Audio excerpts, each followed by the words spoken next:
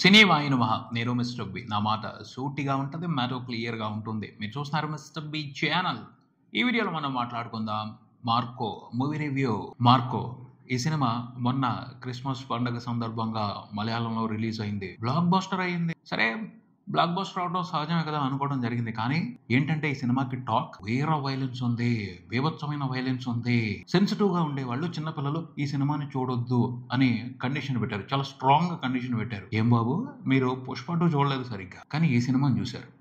ఎందుకు చూశారు తెలుసుకోవాలన్న క్యూరియాసిటీ వచ్చింది. పుష్ప 2లో కూడా ఓవర్ మాస్ బీభత్సమైన వైలెన్స్ ఉంది, కాకపోతే మంచి ఎంటర్టైన్మెంట్ కూడా ఉంది. ఎంటర్టైన్మెంట్ ని పట్టించుకోలేదు, ఆ ఓవర్ మాస్ వైలెన్స్ ని పట్టించుకోలేదు. మార్కోలో మాత్రం వైలెన్స్ ని ఎంజాయ్ చేస్తున్నారు. మలయాళం మూవీ లవర్స్ అని చాలా మంది గొప్పగా గర్వంగా చెప్తున్నారు. ఎందుకో తెలుసుకోవాలన్న క్యూరియాసిటీ ఉంటుంది కదా, అందుకనే చూసా.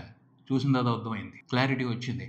మాట్లాడుకుందాం ఆ క్లారిటీ గురించి మన సమీక్షలో. మార్కో ఈ సినిమా కథ విషయానికి వస్తే ఇందులో పెద్ద కథ ఏమీ లేదు, అసలు కథే లేదని చెప్పొచ్చు. కొన్ని రీజన్స్ ఉన్నాయి. కొంతమంది మనుషులు ఉన్నారు, వాళ్ళకి రీజన్స్ కావాలి. ఎందుకంటే కొట్టుకోవడానికి, చంపుకోవడానికి, నరికి పోగులు పెట్టుకోవడానికి వాళ్ళకి రీజన్స్ కావాలి. ఆ రీజన్స్ వెతుక్కుంటా ఉంటారు. అదే కదా మెయిన్ రీజన్. మాత్రం విక్టర్, అతను బ్లైండ్, కాకపోతే well trained, brilliant, genius, very smart. అతన్ని ఒక అతను చంపేశాడు. పాపం అనిపిస్తుంది, కానీ విక్టర్ పాపం కాదు, ఆ చంపినోడు పాపం. ఎందుకంటే విక్టర్ బ్యాక్గ్రౌండ్ వాడికి తెలియదు. విక్టర్ కి ఓ కాపరి ఉన్నాడు. అతను విక్టర్నే కాదు, విక్టర్ ఫ్యామిలీ మొత్తాన్ని కాపలా కాస్తా ఉంటాడు, విశ్వాసమైన కుక్కలాగా. అతనే మార్కో. విక్టర్ చనిపోయాడు తెలిసింది. అందరూ భయపడింది ఒక మ్యాటర్ గురించే, విక్టర్ చావుకు సంబంధించి మార్కో ఎలా ప్రతీకారం తీర్చుకుంటాడు. అతని మీద అంత కాన్ఫిడెన్స్ ఉన్నప్పుడు ఎందుకు ఊరుకుంటాడు మార్కో?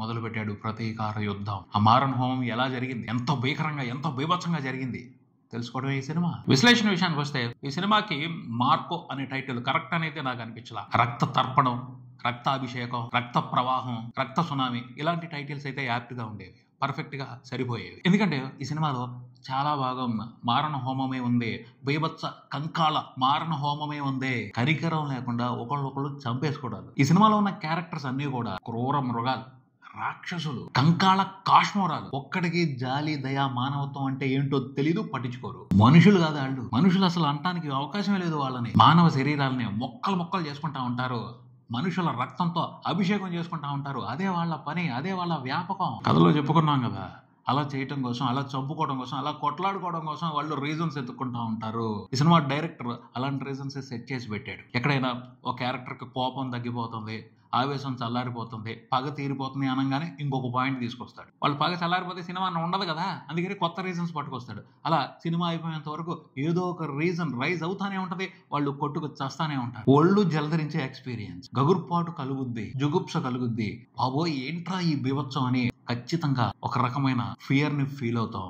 ఆ ఎక్స్పీరియన్సే ఈ సినిమా బలంగా ఇస్తుంది. కానీ గమ్మత్ ఏమిటి అంటే, అలవాటు పడ్డాం అనుకోండి, ఆ పరిస్థితిని అర్థం చేసుకున్నాం అనుకోండి, ఆ ఎక్స్పీరియన్స్ బాగుంటది. కొత్త ఎక్స్పీరియన్స్ ఇచ్చారు ఈ సినిమాతో, కొత్త రకమైన ఎక్స్పీరియన్స్ ఇచ్చారు.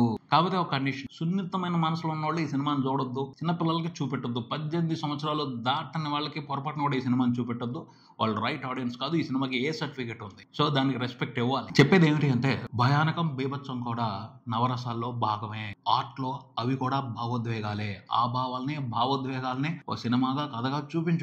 అదే ఈ సినిమాలో వాటిని ఎక్స్ట్రీమ్ లెవెల్లో చూపెట్టారు. రియాలిటీకి దగ్గరగా ఉంది ఆ బీభత్సం అని చెప్పడానికి లేదు, ఎందుకంటే రియాలిటీలో అలా కొట్టుకోరు, అంత బీభత్సం ఉండదు, ఇంత ఆర్టిస్టిక్ గా ఉండదు. ఆర్టిస్టిక్ బీతావాహమైన వాతావరణాన్ని, ఎక్స్పీరియన్స్ ని ఈ సినిమాలో చూస్తా. వైలెన్స్ ని ఎక్స్పీరియన్స్ గా ఇవ్వాలి అనుకుంటే ఎంత అందంగా ఇవ్వచ్చు, ఎంత వైనంగా ఇవ్వచ్చు, ఎంత స్పష్టంగా ఇవ్వచ్చు, ఎంత క్లారిటీగా, ఎంత పర్ఫెక్ట్ గా ఇవ్వచ్చు ఈ సినిమాతో డైరెక్టర్ చేసి చూపించారని చెప్పాలి. ఖచ్చితంగా ఎంత జుగుప్స కలిగించిన, ఎంత భయపడినా చివరికి ఆ ఆర్ట్ ని ఇష్టపడతాం. అంటే కన్విన్స్ చేశాడు, మెప్పించాడు తను క్రియేట్ చేసిన ఎక్స్పీరియన్స్ తో ఈ సినిమా డైరెక్టర్. అదే ఈ సినిమాకి స్పెషల్ అని చెప్పొచ్చు. అందుకనే మలయాళం ఆడియన్స్ ఈ సినిమాని అంత ఎగబడి చూస్తున్నారు. అందరూ చూస్తారు అని నేను చెప్పను, కాకపోతే కొంతమంది ఆడియన్స్, ఎవరైతే 18 years ఎబో ఆడియన్స్ ఉంటారో, మెచ్యూర్డ్ ఆడియన్స్ ఉంటారో, మాస్ మూవీస్ ని ఇష్టపడే యాక్షన్ లవర్స్ ఉంటారో, వాళ్ళందరూ ఈ సినిమాని చూస్తున్నారు. ఎందుకంటే ఈ సినిమాలో గమ్మత్తు ఉంది, స్పెషాలిటీ ఉంది, ఒక స్పెషల్ ఎక్స్పీరియన్స్ ఉంది, కొత్తదనం ఉంది. కన్ఫర్మ్ ఓ కొత్త తరహా బీభత్సమైన యాక్షన్ థ్రిల్లర్ ఈ సినిమా. అంటే జాన్ విక్ మూవీ ఇన్స్పిరేషన్ ఉంది. ఈ సినిమా డైరెక్టర్ జాన్ విక్ మూవీతో ఖచ్చితంగా ఇన్స్పైర్ అయ్యారు. కాకపోతే యాజ్ ఇట్ ఈజ్ ఆ సినిమా ఎలా అయితే తీసారో అలా తీయాలి అనుకోలేదు. తన మార్క్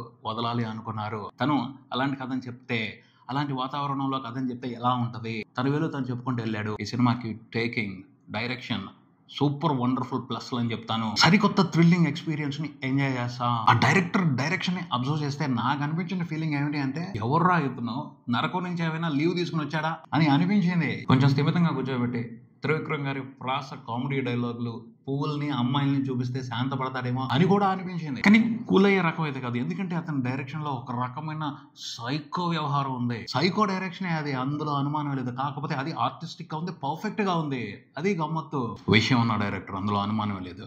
యూనిక్ స్పెషల్ టాలెంట్ ఉన్న డైరెక్టర్ హనీఫ్ అదేని తన టేకింగ్ తో, యాక్షన్ ఎపిసోడ్స్ డిజైనింగ్ తో, సిచ్యువేషన్స్ తో మామూలు మెంటల్ మాస్ ఎక్స్పీరియన్స్ ఇవ్వలేదు. ఇంతకుముందు ఎవరు ఎక్స్పీరియన్స్ చేయనటువంటి కొత్త ఎక్స్పీరియన్స్ ఇచ్చాడు. అందులో అనుమానమే లేదు. స్క్రీన్ ప్లే పర్ఫెక్ట్ గా ఉంది. లాజిక్లు అన్ని నీట్ గా ఉన్నాయి. చెప్పను లాజిక్లు వదిలిపారేశాడు. లాజిక్లతో అతనికి సంబంధం లేదు, లాజిక్లు అవసరం లేదు. అతనికి అక్కడ చంపుకోవడానికి మనుషులు రీజన్స్ కావాలి. ఆ రీజన్సే సెట్ చేశాడు. ఆ రీజన్స్ ని బేస్ చేసుకుని బీభత్సమైన యాక్షన్ ఎపిసోడ్స్ డిజైన్ చేశాడు. కొట్టుకు చచ్చారంతే అందరూ పడి. ఈ సినిమా డైరెక్టర్ హనీఫ్ జస్ట్ ఊరికినే చంపేసుకోవడాలు, నరికేసుకోవడాలు మాత్రమే చూపించలేదు, హీరోయిజాన్ని కూడా బాగా చూపెట్టాడు. హీరోకి ఇచ్చిన ఎలివేషన్స్, అతని కోసం సెటప్ చేసిన బిల్డప్ సిచ్యువేషన్స్ ఇంట్రెస్టింగ్ గా ఉంటాయి, కనెక్ట్ అవుతాయి, ఎంజాయ్ చేస్తాం. ఉన్ని ముకుందన్ బాగుమతిలో చేశాడు, జనతా గ్యారేజ్ లో చేశాడు, మనకి పరిచయమే అతను. కానీ కొత్త ఉన్ని ముకుందన్ ని చూస్తాం, ఒక సూపర్ యాక్షన్ హీరోని చూస్తాం.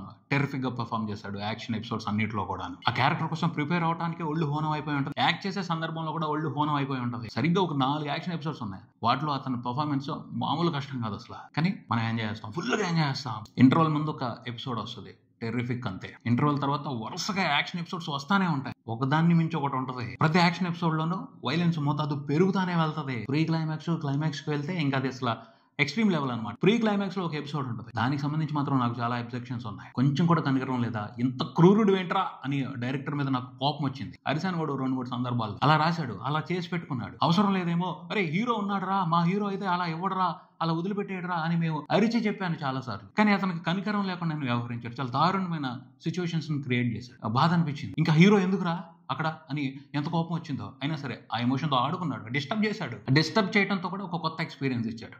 దాన్ని కూడా ఎంజాయ్ చేస్తున్నారు, అర్థమవుతుంది ఆడియన్స్. అందుకని ఈ సినిమా నచ్చుతుంది చాలా మందికి. ఆ ప్రీ క్లైమాక్స్ సీన్ స్టార్ట్ అవడానికి ముందు ఒక క్యారెక్టర్ మీద కూడా కోపం వచ్చింది, జార్జ్ మార్కో అన్నయ్య. నేనేదో హీరోని అన్నట్టు బిల్డప్ ఇస్తాడు. వాడి మూలంగానే మొత్తం ఆ ప్రీ క్లైమాక్స్ అంత దారుణంగా తయారైంది. విలన్స్ కి అంత ఛాన్స్ వచ్చింది, ఘోరాలు చేశారు, తట్టుకోలేనంత ఘోరాలు చేశారు. ఆ అవకాశం ఇచ్చింది మాత్రం జార్జ్. పెద్ద పుడింగ్ లాగా నేను కుమ్మేస్తాను, నన్ను దాటిన తర్వాత నీ దగ్గర రావాలి, ఇలాంటి బోడీ డైలాగులన్నీ చెప్తాడు. ఎంత కోపం వచ్చిందో అసలు ఆ క్యారెక్టర్ మీద. వాడి మూలంగానే మార్కో కూడా చేతులు కట్టుకుని కూర్చోవలసి వచ్చింది. అక్కడ చాలా దారుణాలు జరిగాయి. ప్రీ క్లైమాక్స్ మాత్రం డిస్టర్బెన్స్ బాగా డిస్టర్బ్ చేసింది, నన్నైతే వదిలిపెట్టలేదు, హంట్ చేసింది. అంత దారుణంగా ప్రీ క్లైమాక్స్ నడిచిన తర్వాత క్లైమాక్స్ లో ఏం జరిగింది? వచ్చాడు మార్కో, అన్యాయం చేసిన విలన్స్ ని చెరుక్కుంటూ వెళ్ళిపోయాడు, నరుక్కుంటూ వెళ్ళిపోయాడు, తుక్కు కింద మొక్కలు కొట్టకుండా వెళ్ళిపోయాడు. కానీ సాటిస్ఫాక్షన్ రాలా. ఎందుకంటే ప్రీ క్లైమాక్స్ లో రస్సెల్ అనే క్యారెక్టర్, సైరస్ అనే క్యారెక్టర్ అంత దారుణాలు చేస్తే వాళ్ళని క్లైమాక్స్ లో చాలా సింపుల్ గా చంపేశాడు. అరే అంత సింపుల్ గా చంపడం అస్సలు నచ్చలేదు. వాళ్ళని కూడా టార్చర్ పెట్టి చాలా దారుణంగా చంపాలి కదా అని అనిపించింది. అసలు అలా ఆలోచించకూడదు మనం, కానీ ఆలోచించేటట్టు చేశాడు. అంతలా ఇన్వాల్వ్ అయిపోతాం. అలాంటి ఎక్స్పీరియన్స్ ఇచ్చాడు ఈ సినిమా డైరెక్టర్. అదేంట్రా అని మనం కూడా మానవత్వం మర్చిపోతాం, మనం ఇన్వాల్వ్ అయిపోతాం ఆ వైలెన్స్ లో. అలా తీసుకెళ్లాడు, అలాంటి ఎక్స్పీరియన్స్ ఇచ్చాడు. అది స్పెషల్ గా ఉంది, అది కొత్తగా ఉంది. నిజంగా ఆ సైరస్ అనే క్యారెక్టర్ ని, రసల్ అనే క్యారెక్టర్ ని ఊరికనే చంపేశాడు. ఏదో దేవుడు రాక్షసుడికి మోక్షం ఇచ్చినట్టు. అలా ఎలా?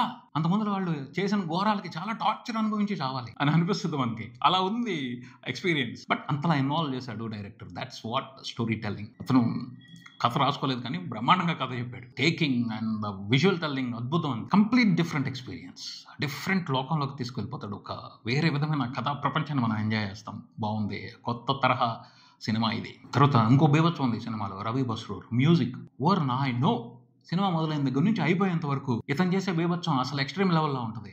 ఇష్టపడకుండా ఉండలేము, అంత బాగుంది. బ్యాక్గ్రౌండ్ స్కోర్తో రచ్చ జాతర చేశాడు అంతే.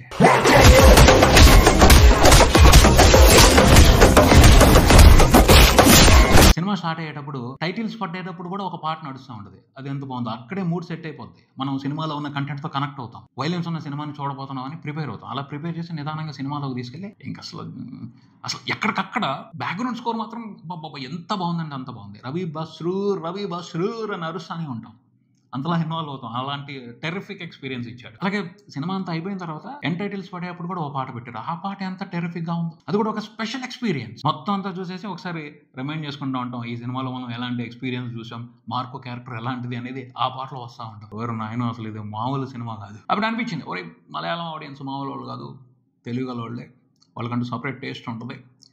ఓ మంచి ఎక్స్పెరిమెంట్ వచ్చింది, కొత్త తరహా సినిమా వచ్చింది, దాన్ని ఎంకరేజ్ చేయాలనుకుంటారు, ఎంకరేజ్ చేస్తున్నారు. అందుకని ఆ సినిమా మలయాళంలో దాదాపు 80 కోట్లకు పైన కలెక్షన్స్ చూసింది. ఇప్పటి వరకు 100 కోట్లు కొట్టింది కన్ఫర్మ్, అందులో అనుమానమే లేదు. ప్రొడక్షన్ క్వాలిటీ కూడా అద్దరిపాటుగా ఉంది. అండ్ స్టంట్ మాస్టర్స్ వాళ్ళకి పెద్ద పెద్ద అవార్డులు ఇచ్చేయాలి, చాలా కష్టపడ్డారు. భయంకరమైన స్టంట్ కంపోజిషన్స్, అంటే విజువల్ ఎఫెక్ట్స్ సపోర్ట్ కూడా తీసుకున్నారు. కాకపోతే విజన్ ఉండాలి కదా, ఇలా ఉండాలి, ఇలా జరగాలి అనే దానికి సంబంధించి director vision and stunt choreographers vision excellent అనే చెప్పాలి ఈ సినిమాకి సంబంధించి. హాలీవుడ్ వాళ్ళు కూడా ఒకసారి వణుకుతారు, ఏంట్రా బాబు మాకంటే వీళ్ళు ఇంత బీభత్సంగా ఇంత భీకరంగా తీశారు అని. కొరియాలో వస్తాయి ఇలాంటి సినిమాలు, చైనాలో వస్తాయి ఇలాంటి సినిమాలు, ఇండోనేషియా వాళ్ళు ఈ మధ్యన తీస్తున్నారు రైడ్ రెడెంప్షన్ అని. ఆ మాదిరి ఉంది అసలు ఎక్స్పీరియన్స్. బాగుంది సినిమా, చాలా బాగుంది. కాకపోతే ఒక కండిషన్, వైలెన్స్ ఎక్కువగా ఉంది. ఆ సెన్సిబిలిటీని అర్థం చేసుకోగలిగితేనే ఈ సినిమా నచ్చుద్ది. వైలెన్స్ ని ఇష్టపడిన వాళ్ళు మాత్రం బెటర్ ఈ సినిమా చూడకపోవడమే మంచిది. యాక్షన్ థ్రిల్లర్స్ ని ఇష్టపడే వాళ్ళు ఖచ్చితంగా చూడండి, డిఫరెంట్ ఎక్స్పీరియన్స్ ఎంజాయ్ చేస్తారు, టెర్రిఫిక్ ఎక్స్పీరియన్స్ ఎంజాయ్ చేస్తారు. ఇది ఇక్కడికి, మరో వీడియోతో మళ్ళీ కలుద్దాం. ఈ వీడియో మీకు నచ్చితే లైక్ చేయండి, మీ ఫ్రెండ్స్ తో షేర్ చేసుకోండి, మీ అభిప్రాయాన్ని కామెంట్ చేయండి, ఈ ఛానల్ని సబ్స్క్రైబ్ చేయండి. నేను mister B, keep watching mister B channel. Thank you.